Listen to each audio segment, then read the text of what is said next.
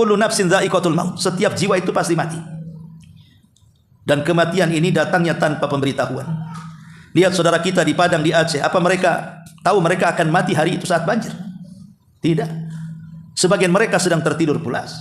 Sebagian mereka boleh jadi sedang bersenang-senang, sedang makan, berkumpul dengan keluarganya. Tidak ada orang yang merasakan kematian. Tahu-tahu datang banjir kemudian mati.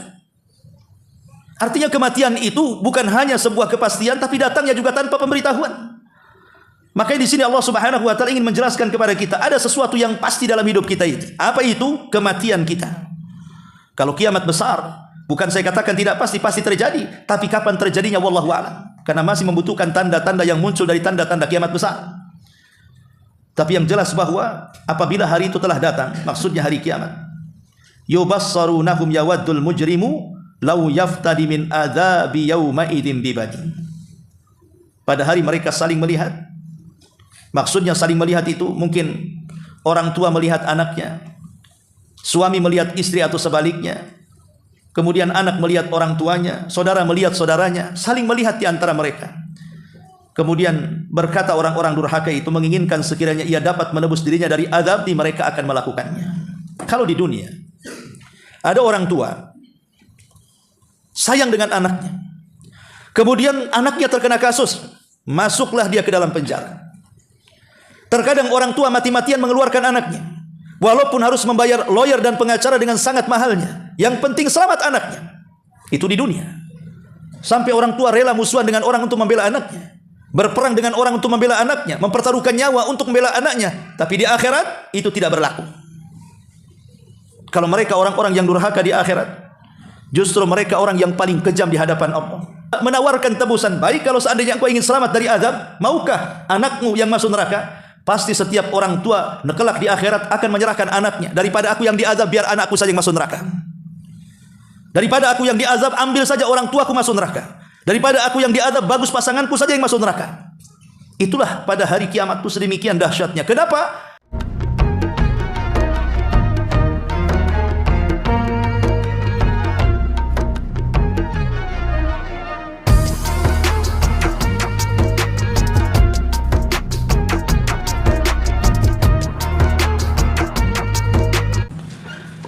Bismillahirrahmanirrahim.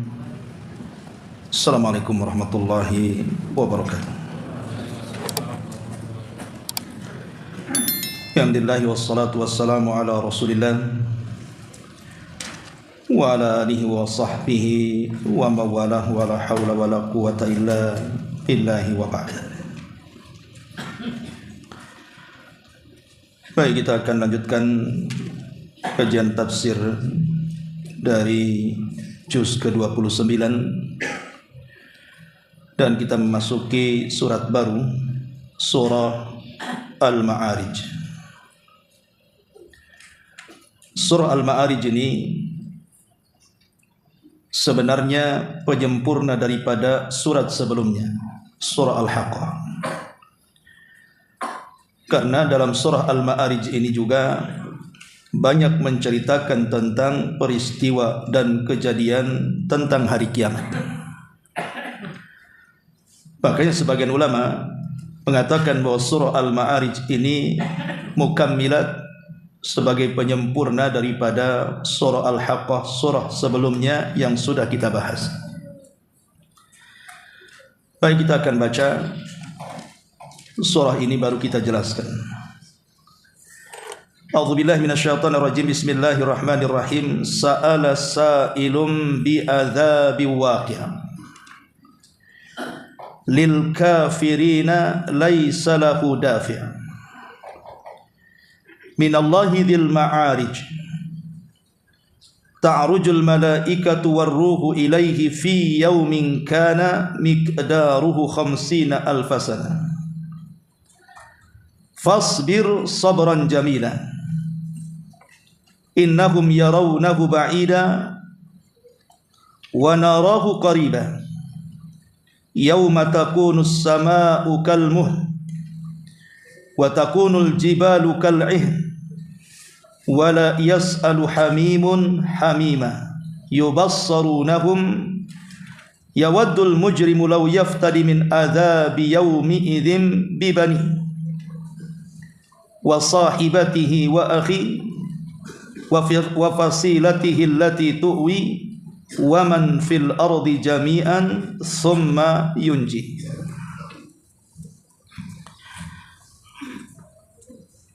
Di sini Allah Subhanahu wa taala berfirman, seseorang telah meminta azab yang pasti akan terjadi kepada Allah. Bagi orang-orang kafir tidak ada seorang pun yang dapat menolak azab itu. Dari Allah pemilik tempat-tempat yang tinggi, para malaikat dan ruh naik menghadap kepadanya dalam sehari yang kadarnya 50.000 tahun. Maka bersabarlah dengan kesabaran yang baik. Sesungguhnya mereka memandang siksa itu jauh, sedangkan kami memandang siksa itu dekat.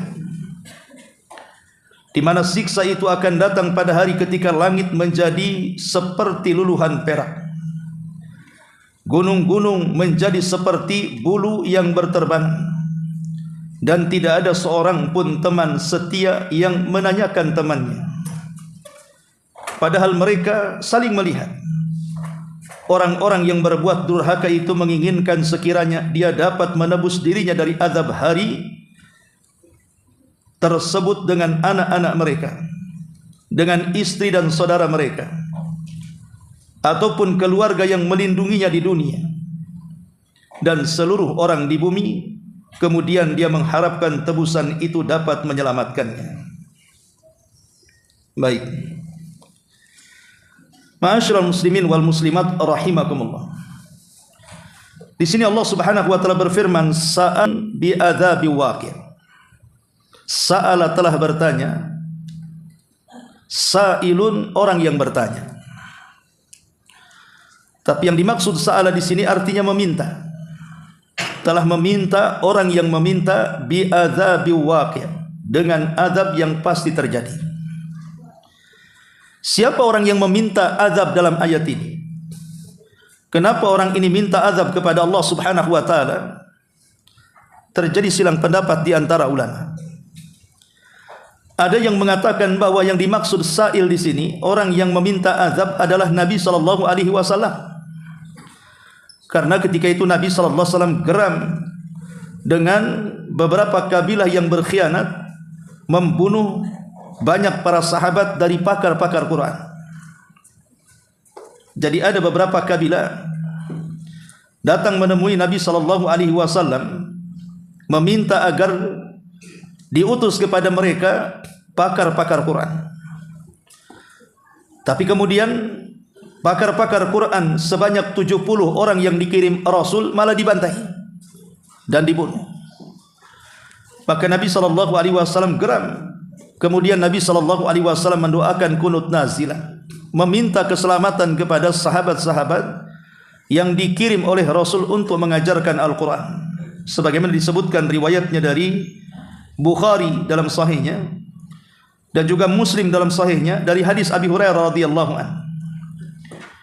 Anna Nabiy sallallahu alaihi wasallam kana idza rafa'a ra'sahu min ar-rak'atil akhirati, adalah Nabi apabila mengangkat kepalanya dari rakaat yang terakhir, yaqul, dia pun berdoa, Allahumma anji Ayyas ibna Rabi'ah, Allahumma anji Salamat ibn Hisham, Allahumma anji Al-Walid ibn Al-Walid, Allahumma anjil mustad'afin minal mu'minin, Allahumma shdud wat'akum ala mudhar, Allahumma ij'alha sinin kasinin Yusuf.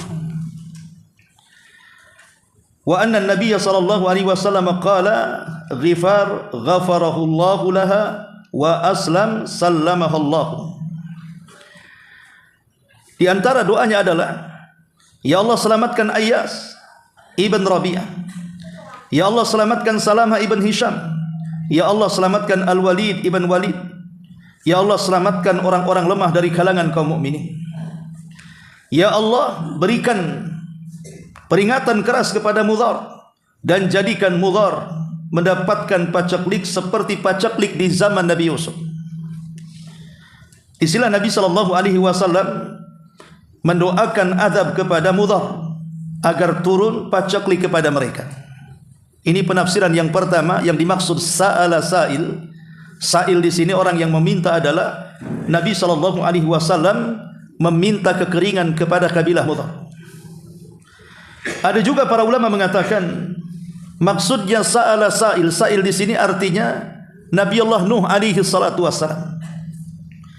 Sebagaimana disebutkan dalam surah Al-Qamar, di mana Nuh berdoa kepada Allah Subhanahu wa taala, wada'a rabbahu inni maghlubun fantasir. Dan Nuh pun berdoa kepada Allah Subhanahu wa taala, ya Rabb, sesungguhnya aku hampir dikalahkan. Mananya terancam nyawanya dan diburu nyawanya oleh kaumnya. Maka Nuh alaihi salatu wasallam berdoa, Rabbi inni maghlubun fantasir. Fantasir, tolong aku. Maka akhirnya kemudian Allah Subhanahu wa taala ijabah keinginan Nuh, turun azab, banjir yang melulantakkan seluruh kaumnya yang kafir. Tapi ada juga yang mengatakan bukan Rasul, bukan juga Nuh. Tetapi yang dimaksud sa'il di sini adalah An-Nadhr ibn Harith. Dan inilah pendapat jumhurul ulama. Mayoritas para ulama tafsir ada yang mengatakan as-sa'il dalam ayat ini Nadhr ibn Harith, orang yang sangat memusuhi Nabi SAW. Ada juga yang mengatakan An-Nadhr al-Fihri, ada juga yang mengatakan Abu Jahal. Tetapi mayoritas para ulama mengatakan bahwa sa'il dalam ayat ini adalah An-Nadhr ibnu al-Harith, seperti disebutkan dalam surah Al-Anfal 32. Wa idh qalu Allahumma in kana hadha huwal haqqu min indik fa amtir alaina hijaratan minas sama' aw tina bi adzabin alim. Dan ingatlah ketika mereka orang-orang musyrik berkata, maksudnya Nadhr ibn Harith, ya Allah, jika betul Al-Quran itu sebuah kebenaran, maka hujanilah kami dengan batu-batu dari langit, atau datangkanlah kepada kami azab yang pedih. Tentu permintaan orang-orang kafir ini meminta azab kepada Nabi SAW agar Allah menurunkan azab kepada mereka. Dalam rangka apa? Dalam rangka istihza wa sukhriyah, mengejek Nabi. Mereka hendak mengejek Nabi SAW. Sebagaimana Allah mengatakan, wa yaquluna mata hadzal wa'du in kuntum shadiqin. Mereka orang-orang musyrik datang kepada Rasul dan mengatakan, engkau ini hanya mengancam-ancam kami saja. Kalau kami tidak ikut, engkau akan turun azab. Datangkan azabnya kalau memang engkau ini orang benar. Sebagaimana Allah mengatakan, yasta'jilunaka bil adzab. Mereka tergesa-gesa meminta kepada Allah Subhanahu wa taala azab. Jadi mereka mengejek Rasul. Ketika Nabi SAW memperingatkan mereka, siapapun yang menyelisihi perintah Allah dan Rasulnya akan turun azab kepada mereka, mereka mengatakan, mana ada azab? Kalau memang ada azab, turunkan azab itu. Jadi as-sa'il di sini artinya orang kafir, orang musyrik. An-Nadhr ibnu al-Harith, sa'ala sa'ilun bi adzabi waqi'. Kemudian Allah Subhanahu wa taala mengatakan, lil kafirina laisa lahu dafi'. Lil kafirina laisa lahu dafi'. Bagi orang-orang kafir, kalau seandainya betul azab itu turun kepada mereka, tidak ada seorang pun yang dapat menolak azab Allah Subhanahu wa taala.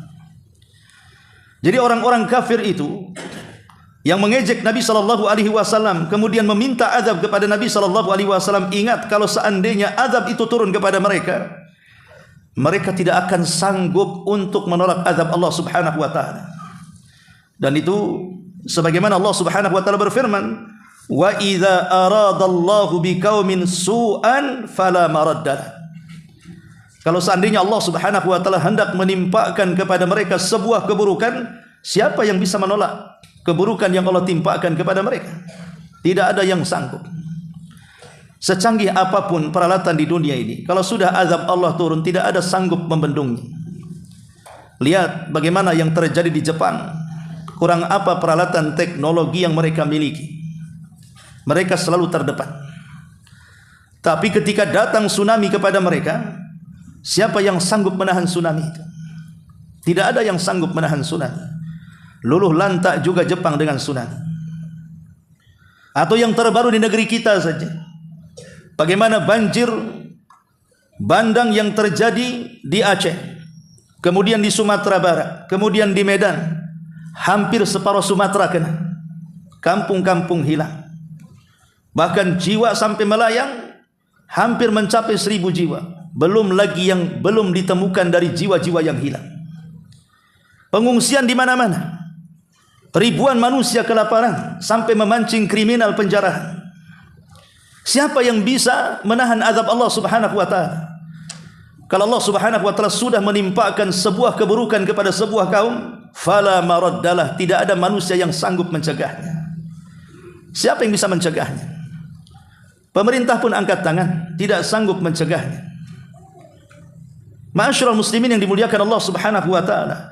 Makanya orang-orang kafir ini mengira bahwa kalau seandainya azab ini turun kepada mereka, mereka sanggup mencegahnya. Lil kafirina laisa lahu dafi. Maka orang-orang kafir itu tidak sanggup mencegat azab Allah Subhanahu wa taala. Lil kafirina laisa lahu dafi. Jangankan lagi orang kafir, orang-orang yang beriman saja kalau sudah turun musibah tidak ada yang sanggup mencegatnya. Dan terkadang musibah ini kalau sudah diturunkan Allah Subhanahu wa taala, terkadang di waktu ketika manusia sedang lalai. Rata-rata musibah itu ketika manusia sedang nyenyak-nyenyak tidur mendekati waktu subuh, tiba-tiba datang banjir.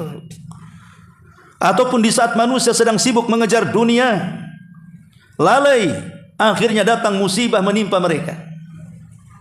Tentu walaupun kita harus membagi-bagi tentang musibah yang terjadi, kalau memang itu terjadi kepada orang-orang kafir, tentu ini berupa azab yang Allah azabkan kepada mereka.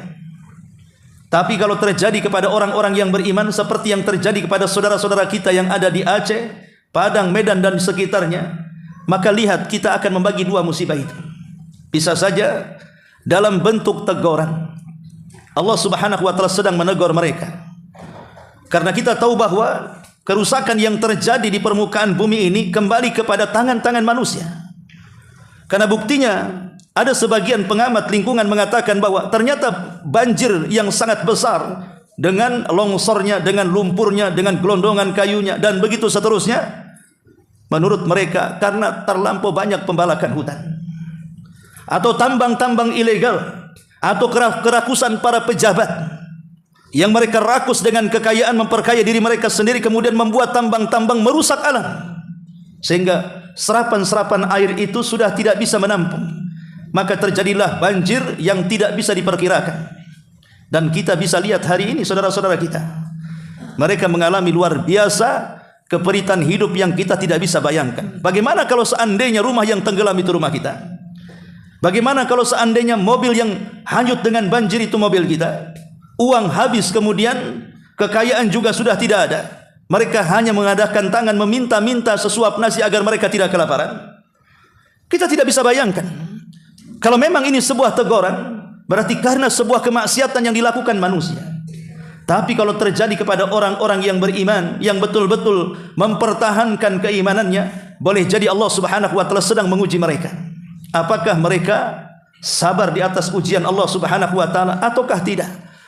Karena sabar itu adalah akhlak manusia yang tidak dimiliki malaikat dan juga binatang. Binatang tidak punya akhlak sabar karena kekurangan mereka.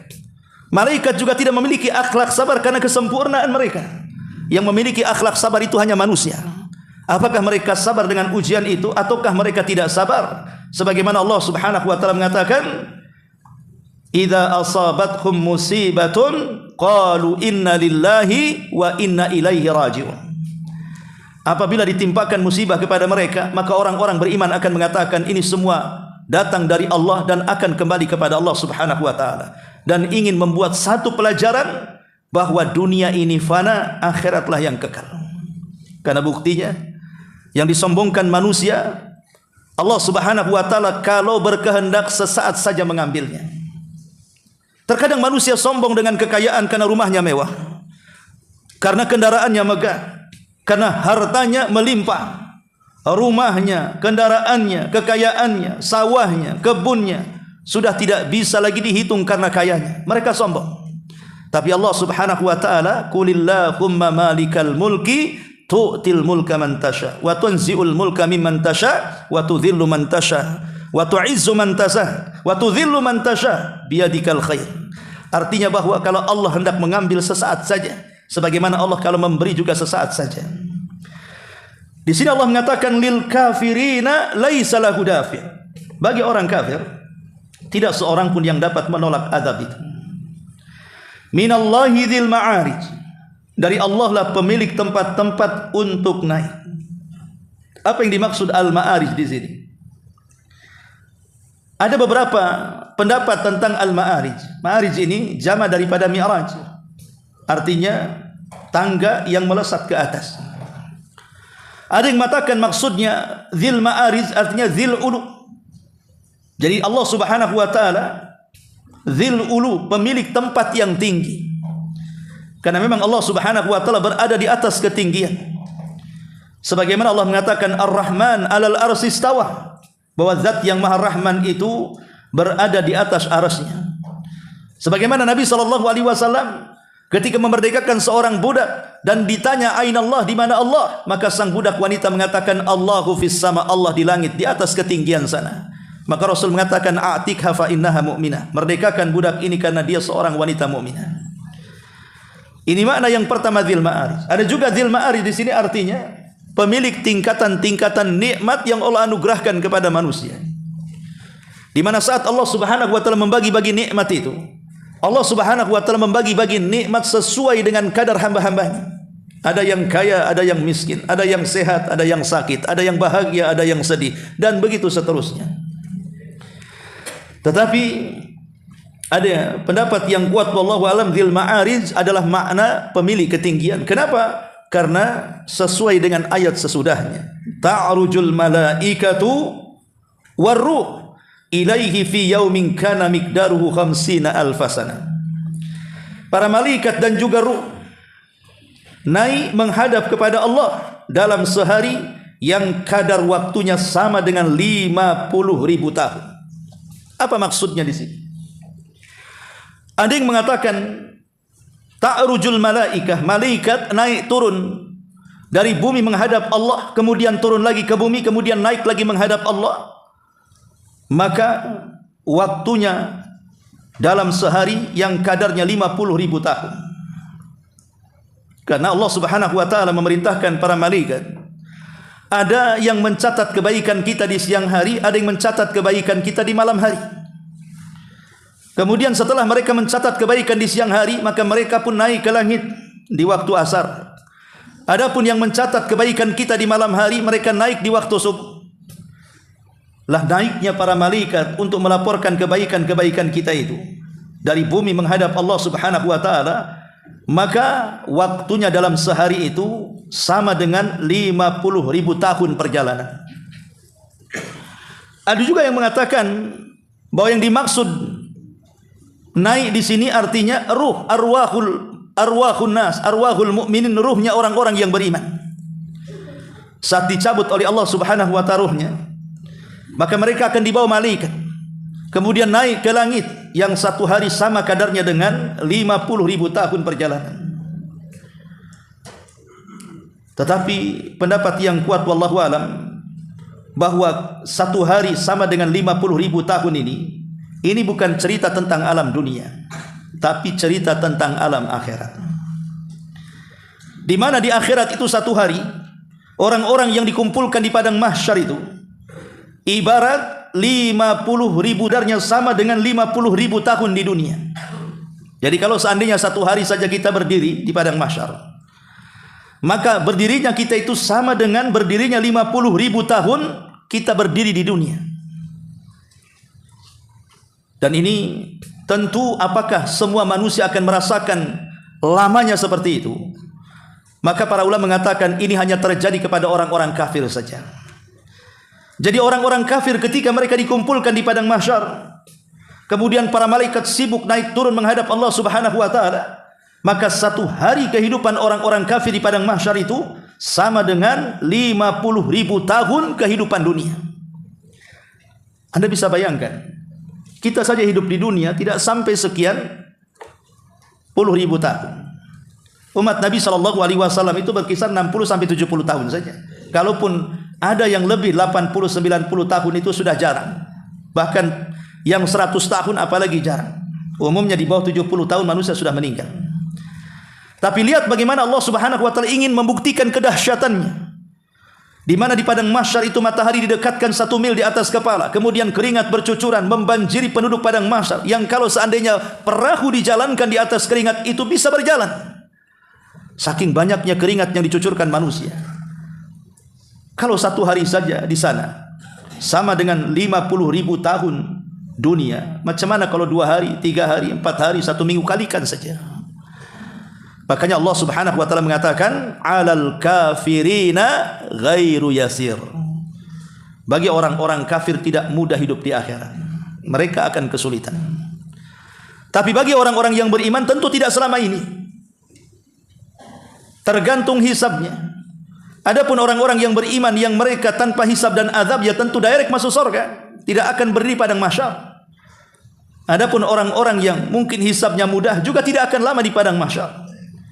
Adapun orang-orang yang sulit hisabnya tentu tidak selama orang-orang kafir berdiam di padang mahsyar. Karena bagaimanapun orang yang beriman akan beda balasannya di hadapan Allah dengan orang-orang kafir. Kemudian Allah Subhanahu wa taala mengatakan, "Fasbir sabran jamila." Fasbir sabran jamila. Maka bersabarlah dengan kesabaran yang baik. Apa maksudnya?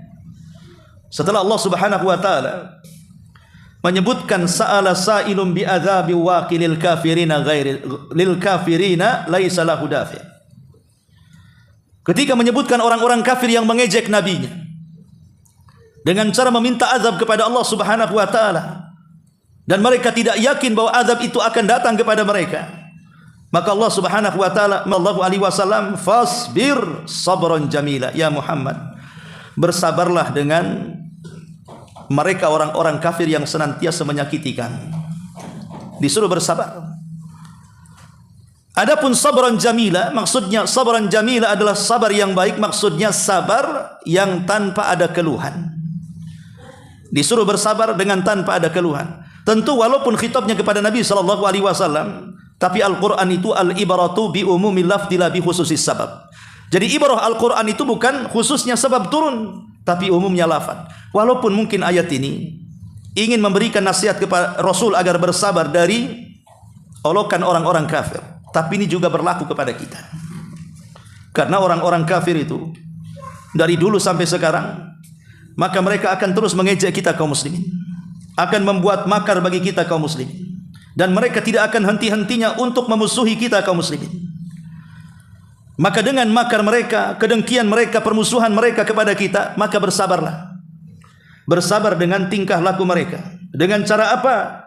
Pertama, mintalah kepada Allah Subhanahu wa taala pertolongannya, agar kita senantiasa ditolong dari makarnya orang-orang kafir. Yang kedua, al-isti'anatu bis sabri was salat. Minta pertolongan kepada Allah dengan sabar dan senantiasa salat. Sebagaimana Allah mengatakan, wasta'inu bis sabri was salat. Mintalah pertolongan kepada Allah dengan kesabaran dan juga dengan melaksanakan salat. Kemudian yang ketiga, ta'assi bi ulil azmi. Berusaha mencontoh mereka para rasul yang disebut dengan ulul azmi. Bagaimana kaumnya yang kafir mengolok-olok mereka, mereka tetap sabar. Berusaha mengobati kekafirannya orang kafir dengan cara yang baik. Maka kita pun tirulah mereka ulul azmi minar rusul. Kemudian ada ta'assi wal ya'si, tidak putus asa. Tidak putus asa dengan rahmat Allah Subhanahu wa taala. Dan yang terakhir tentunya mengembalikan urusan kepada Allah Subhanahu wa taala. Terkadang makarnya orang kafir itu terlalu kuat, kita tidak bisa menghadapinya. Maka mintalah kepada Allah Subhanahu wa taala agar Allah yang menghadapi makar-makar mereka. Dan itu kita bisa rasakan hari ini. Bagaimana gelombang syubhat dan syahwat yang disodorkan orang-orang kafir kepada kita kaum muslimin. Walaupun di antara kita mungkin tidak ada yang murtad dan keluar dari Islam, tapi minimalnya kita dijauhkan dari Islam. Lihat dengan adanya handphone dan program-programnya, betapa banyak orang yang dilalaikan dari ini. Semua adalah serangan dari orang-orang kafir tanpa harus mengangkat senjata. Dan kita bisa lihat hari ini, coba, banyak kaum muslimin yang mulai lalai dari agamanya, sibuk dengan handphone mereka, padahal di dalamnya adalah syubhat dan syahwat. Nah, siapa yang melancarkan syubhat dan syahwat kalau bukan orang kafir? Ma'asyiral muslimin yang dimuliakan Allah Azza wa Jalla, maka di zaman fitnah ini kita harus lebih bersabar lagi. Fasbir sabran jamila. Innahum yarawnahu ba'ida wa narahu qariba. Sesungguhnya mereka orang-orang kafir memandang siksa itu jauh, bahkan mustahil terjadi. Tapi kita jangan merasa aman dari makar Allah Subhanahu wa taala. Makanya Allah Subhanahu wa taala mengatakan, tidaklah orang yang aman dari makar Allah Subhanahu wa taala kecuali mereka orang-orang kafir, orang-orang yang rugi. Karena orang-orang yang beriman tidak boleh lengah dari makar Allah. Karena Allah Subhanahu wa taala kalau sudah melancarkan makarnya, fala maraddalah, tidak ada yang sanggup mencegahnya. Lihatlah seperti yang saya contohkan di awal, bagaimana musibah-musibah yang terjadi di negeri kita sendiri, mulai dari gempa, tsunami, angin, banjir dan yang semacamnya. Kalau Allah Subhanahu wa taala sudah balanya, lalu siapa yang kemudian bisa menghadapinya? Kita orang yang beriman tidak boleh lengah dari makar Allah. Maksudnya lengah dari makar Allah itu apa? Maksudnya jangan sampai kemudian kita terperangkap dalam istidraj. Istidraj itu apa? Kalau seandainya sebuah negeri itu diberikan banyak nikmat oleh Allah Subhanahu wa taala, sawahnya subur, ladangnya subur, hutannya juga menghasilkan, lautannya juga sama, tambang-tambangnya dan begitu seterusnya. Kehidupan mereka makmur. Tidak ada yang kelaparan, tidak ada yang kehausan, tidak ada yang telanjang, semuanya berpakaian indah. Padahal mereka tidak pernah sholat. Mereka kufur nikmat. Mereka tidak pernah menunaikan zakat. Mereka tidak peduli, bahkan selalu melakukan kemaksiatan dan kemungkaran. Tiba-tiba daerahnya subur, tidak ada yang kelaparan. Ini namanya istidraj. Bagaimana mungkin Allah Subhanahu wa taala memberikan nikmat kepada sebuah negeri yang menentang syariatnya? Bagaimana mungkin Allah Subhanahu wa taala memberikan kebahagiaan kepada sebuah negeri sementara para penghuni negeri itu orang yang banyak maksiat dan kemungkarannya? Kalau bukan karena Allah Subhanahu wa taala sedang mengulur-ngulur waktu. Apakah mereka mau bersyukur ataukah mereka kufur? Ketika mereka makin kufur dan tidak bersyukur, disinilah kemudian bala diturunkan Allah Subhanahu wa taala. Datang banjir, datang gempa, datang longsor, datang tsunami, datang hujan dan yang semacamnya. Ingat, bagi orang-orang yang beriman, siksa Allah itu harusnya dijadikan dekat di mata kita, supaya kita tidak lengah dengan makar Allah. Adapun orang-orang kafir menganggap siksa Allah itu jauh. Ah, itu kan di Padang, tidak ada di Batam. Ah, itu kan di Aceh, tidak ada di sini di Batu Haji. Kalau Allah Subhanahu wa taala mau memindahkan azab dari Aceh ke Batam, mudah saja bagi Allah Subhanahu wa taala. Maka jangan kemudian kita menganggap siksa Allah itu jauh, karena Allah itu sanggup memindahkan azab kepada daerah manapun yang dikehendakinya. Innahum yarawnahu ba'ida wa narahu qariban. Kemudian Allah Subhanahu wa taala mengatakan, yauma takunus sama'u kal muhl wa takunul jibalu kal ihn wa la yas'alu hamimun hamima yubassarunahum yawaddul mujrimu law yaftadi min adzabi yauma idzin bibani. Siksa itu akan datang pada hari ketika langit seperti luluhan perak, gunung-gunung menjadi seperti bulu-bulu yang berterbangan, dan tidak ada seorang pun teman setia yang menanyakan temannya. Padahal mereka saling melihat, dan orang-orang yang berbuat durhaka itu menginginkan sekiranya dia dapat menebus dirinya dari azab hari itu dengan anak-anaknya, keluarganya, temannya, hartanya, dan begitu seterusnya. Kita orang yang beriman harus yakin bahwa kiamat itu sekonyong-konyong bisa datang kapan saja kepada kita. Mungkin kalau kiamat besar, tidak mungkin terjadi kecuali tampak 10 tanda kepada kita. Tapi kiamat kecil sewaktu-waktu bisa datang kapan saja. Apa kiamat kecil itu? Nabi SAW mengatakan, idza mata ahadukum faqad qamat qiyamatuhu. Kalau kematian datang kepada kalian, maka tegaklah kiamat kepadanya.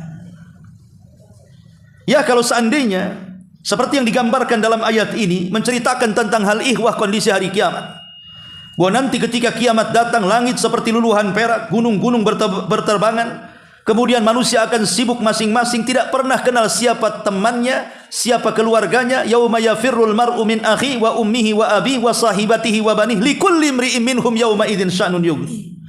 Orang lari dari temannya, orang lari dari orang tuanya, orang lari dari pasangan dan anak-anaknya, bahkan masing-masing sibuk sendiri-sendiri. Ya, kalau kita cerita kiamat besar, tentu kita tidak tahu kapan waktunya. Tapi yang jelas kita yakini kiamat itu pasti akan terjadi. Tapi kiamat kecil itu jelas waktunya. Apalagi Nabi SAW kemudian menyebutkan usia umatnya berkisar 60 sampai 70 tahun, kurang jelas gimana?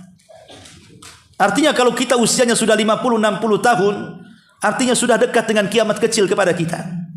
Dan itu kita bisa rasakan dengan bertambahnya usia, tulang sudah tidak kuat, makin rapuh, pandangan makin rabun, telinga makin budak, kemudian kepala makin beruban, sudah susah, banyak penyakit, kenikmatan mulai berkurang. Sebenarnya itu kan sudah tanda-tanda bahwa dia sudah dekat dengan kiamat kecilnya.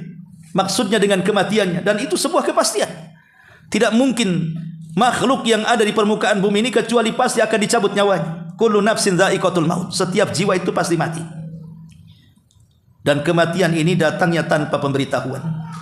Lihat saudara kita di Padang di Aceh, apa mereka tahu mereka akan mati hari itu saat banjir? Tidak.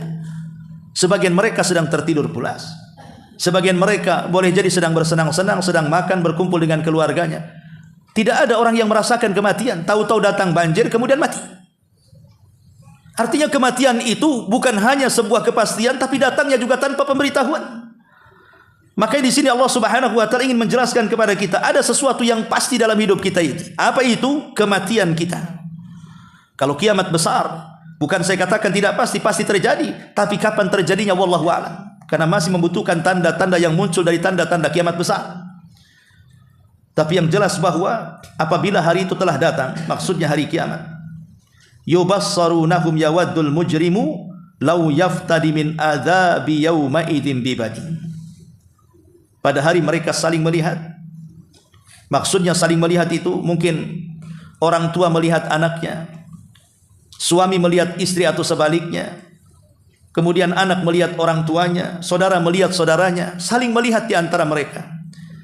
Kemudian berkata orang-orang durhaka itu menginginkan sekiranya ia dapat menebus dirinya dari azab, mereka akan melakukannya. Kalau di dunia ada orang tua sayang dengan anaknya, kemudian anaknya terkena kasus, masuklah dia ke dalam penjara. Terkadang orang tua mati-matian mengeluarkan anaknya, walaupun harus membayar lawyer dan pengacara dengan sangat mahalnya. Yang penting selamat anaknya. Itu di dunia. Sampai orang tua rela musuhan dengan orang untuk membela anaknya, berperang dengan orang untuk membela anaknya, mempertaruhkan nyawa untuk membela anaknya. Tapi di akhirat itu tidak berlaku. Kalau mereka orang-orang yang durhaka di akhirat, justru mereka orang yang paling kejam di hadapan Allah. Menawarkan tebusan, baik kalau seandainya engkau ingin selamat dari azab, maukah anakmu yang masuk neraka? Pasti setiap orang tua kelak di akhirat akan menyerahkan anaknya. Daripada aku yang diazab, biar anakku saja yang masuk neraka. Daripada aku yang diazab, ambil saja orang tuaku masuk neraka. Daripada aku yang diazab, bagus pasanganku saja yang masuk neraka. Itulah pada hari kiamat itu sedemikian dahsyatnya. Kenapa? Karena mereka tahu mereka tidak akan tahan dengan azab Allah Subhanahu wa taala.